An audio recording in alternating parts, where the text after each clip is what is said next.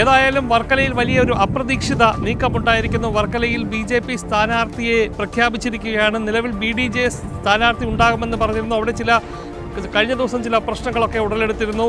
BJP ഈ വിഷയത്തിൽ അതൃപ്തി രേഖപ്പെടുത്തിയതിന് പിന്നാലെ ഇപ്പോൾ NDA സ്ഥാനാർത്ഥിയായി ഒരു ഇടതുപക്ഷത്തു നിന്നുള്ള ഒരു വനിതാ സ്ഥാനാർത്ഥി, അത് ശക്തയായിട്ടുള്ള ഒരു വനിതാ സ്ഥാനാർത്ഥി എത്തുന്നതായുള്ള വിവരങ്ങളാണിപ്പോൾ ഞങ്ങൾ പുറത്തുവിടുന്നത്. ഏതായാലും ആ സ്ഥാനാർത്ഥിയുടെ ആദ്യ പ്രതികരണം വിസ്മയ ന്യൂസ് ഇപ്പോൾ പുറത്തുവിടുന്നു. വിസ്മയ ന്യൂസ് ബിഗ് ബ്രേക്കിംഗ്. ഇന്ത്യയിലേക്ക് വരാനുള്ള പ്രധാനമായിട്ട് കുറച്ചു നാളായിട്ട് CPM-ന്റെ അതായത് വർക്കല നേതൃത്വത്തോടുള്ള ആ ഒരു അല്ലെങ്കിൽ അവിടുത്തെ ഇപ്പോഴത്തെ നേതൃത്വം ചെയ്തു വരുന്ന ചില സംഘടനാ വിരുദ്ധമായിട്ടുള്ള നിലപാടുകളോടുള്ള ഒരു വിയോജിപ്പ് കുറച്ച് നാളായിട്ട് ഉണ്ട്. അപ്പോൾ അതിന്റെ ഒരു ചിന്തയുടെ ഒക്കെ ഒരു അടിസ്ഥാനത്തിലാണ് ഇപ്പൊ ഇത്തരത്തിലൊരു തീരുമാനത്തിലോട്ടെത്തി.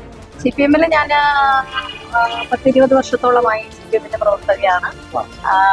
ഞാൻ 3 പ്രാവശ്യം ഇപ്പോഴും മത്സരിച്ചപ്പോൾ 3ാമതാണ് ജനപ്രതിനിധിയാകുന്നത്. ജനങ്ങൾ വളരെ പോസിറ്റീവായിട്ട് വിലയിരുത്തും എന്നാണ്. നമ്മളെല്ലാം ചെയ്യുമ്പോഴും പോസിറ്റീവായിട്ട് വരുമെന്നാണല്ലോ, പിന്തുണ ഉണ്ടാകും.